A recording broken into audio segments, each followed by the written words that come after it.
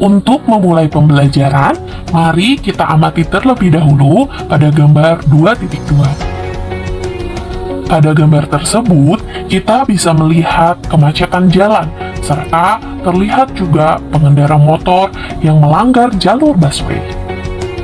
Hal ini berdampak pada sering terjadinya insiden seperti kecelakaan, motor terjepit di jalur busway, mengangkat motor di pembatas jalan, kemudian drama antara pengendara motor dan bapak polisi, bahkan sampai ada pengendara yang nekat membongkar jalur pembatas busway. Padahal sebetulnya peraturan atau norma itu dibuat dan disusun untuk mengatur setiap kehidupan manusia agar menjadi tertib, aman, dan harmonis. Seperti yang tergambarkan pada gambar 2.1, di mana siswa dan siswi sekolah terlihat sedang menyeberang jalan menggunakan zebra cross dengan dibantu bapak polisi sebagai petugas ketertiban. Sebagai siswa yang baik, kita diajak untuk dapat mematuhi aturan atau norma yang diberlakukan dalam masyarakat.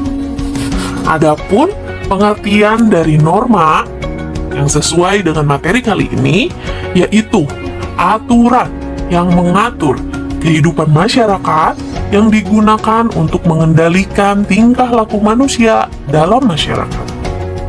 Aturan atau norma tersebut menurut Roscoe adalah untuk melindungi kepentingan umum, kepentingan masyarakat, dan kepentingan pribadi. Di dalam kehidupan bermasyarakat dikenal 4 macam norma, yaitu norma kesusilaan, norma kesopanan, norma agama, dan terakhir, norma hukum. Untuk memaparkan macam-macam norma tersebut, mari kita lanjutkan pada materi bagian 2, yaitu macam-macam norma. Yang pertama kita akan bahas adalah norma kesusilaan. Norma kesusilaan yaitu peraturan hidup yang berasal dari hati nurani manusia, di mana Tuhan menciptakan manusia lengkap dengan aturan yang selalu mengatakan kebenaran, yaitu bersumber dari hati nurani manusia itu sendiri. Sehingga norma kesusilaan ini mendorong manusia untuk selalu berbuat kebaikan. Norma kesusilaan ini melarang manusia untuk berbuat yang tidak baik karena bertentangan dengan hati nurani setiap manusia yang normal. Adapun contoh pelaksanaan norma kesusilaan diantaranya selalu bersikap jujur, di mana jika seorang siswa yang mengikuti suara hati nuraninya tidak mungkin menyontek ketika ulangan karena tahu menyontek itu adalah perbuatan salah. Kemudian selanjutnya, contoh pelaksanaan norma kesusilaan adalah senang membantu orang yang kesulitan. Di mana jika seseorang yang memiliki hati nurani tidak mungkin mengambil dompet seseorang ibu yang jatuh atau tertinggal di tempat umum, melainkan ia membantu dan mengembalikan kepada pemiliknya. Namun sebaliknya, jika seseorang melanggar norma kesusilaan, bisa saja mengambil uang dan dompet tersebut untuk dipergunakan. Namun, jika dalam mengambil dompet tersebut ada orang-orang yang melihat, bisa berakibat pada penghakiman massa dan kurungan penjara. Adapun sanksi bagi orang yang melanggar norma kesusilaan tersebut adalah perasaan manusia itu sendiri, yaitu penyesalan karena perbuatan salahnya tersebut. Norma selanjutnya adalah norma kesopanan. Norma kesopanan adalah aturan yang bersumber dari pergaulan dalam masyarakat, sehingga menjadi suatu kebiasaan. Kebiasaan tersebut mengatur antara mana yang pantas dan mana yang tidak pantas, kemudian sopan dan tidak sopan, boleh atau tidak boleh dilakukan. Dalam tata cara berpakaian, tata cara berbicara, tata cara berperilaku terhadap orang lain, tata cara bertamu ke rumah orang lain, tata cara menyapa orang lain, tata cara makan, dan lain sebagainya. Adapun contoh dari norma kesopanan ini, kita bisa lihat pada gambar 2.4, terlihat siswa-siswa berperilaku sopan terhadap gurunya. Adapun contoh norma kesopanan lainnya yaitu menggunakan pakaian yang sopan dan tidak mengundang, ataupun mengetuk pintu pada saat bertamu merupakan contoh penerapan norma kesopanan di Indonesia.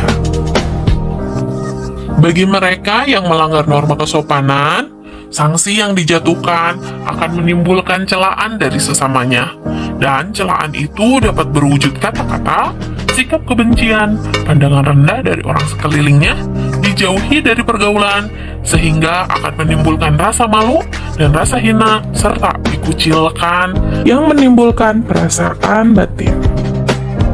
Norma selanjutnya yaitu norma agama.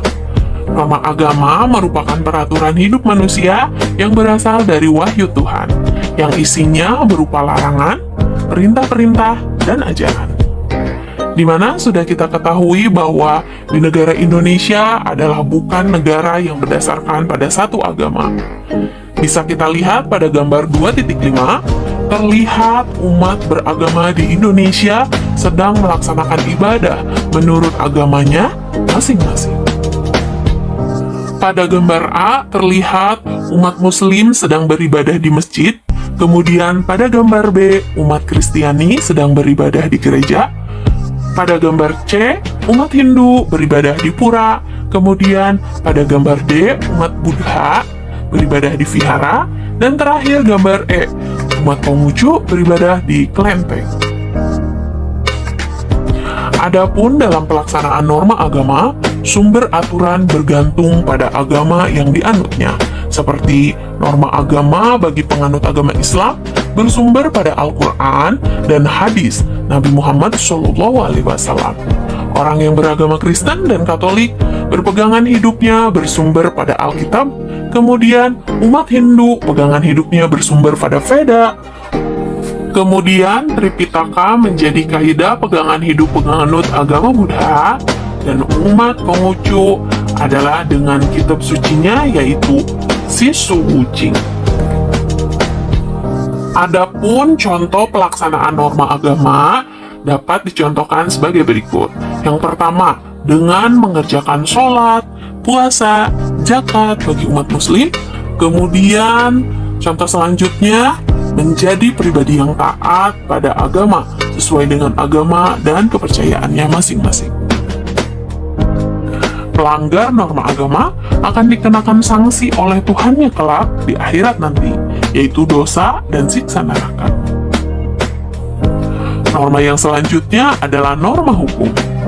Norma hukum adalah peraturan mengenai tingkah laku manusia dalam pergaulan masyarakat yang dibuat oleh badan-badan resmi negara serta bersifat memaksa, sehingga perintah dan larangan dalam norma hukum harus ditaati oleh seluruh masyarakat.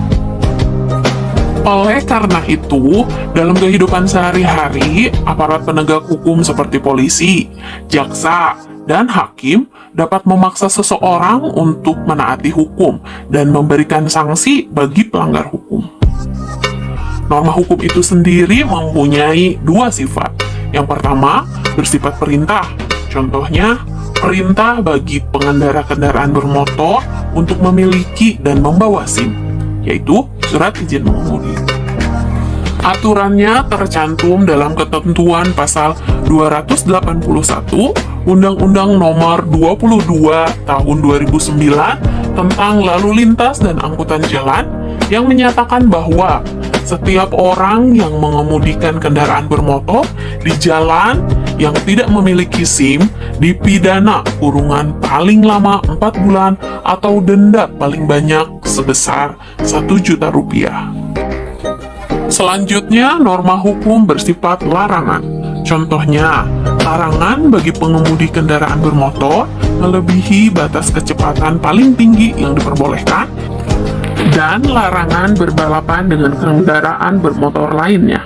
Aturan ini tercantum dalam ketentuan pasal 115 Undang-Undang Nomor 22 Tahun 2009 tentang lalu lintas dan angkutan jalan. Mari kita simpulkan materi macam-macam norma pada tabel ini.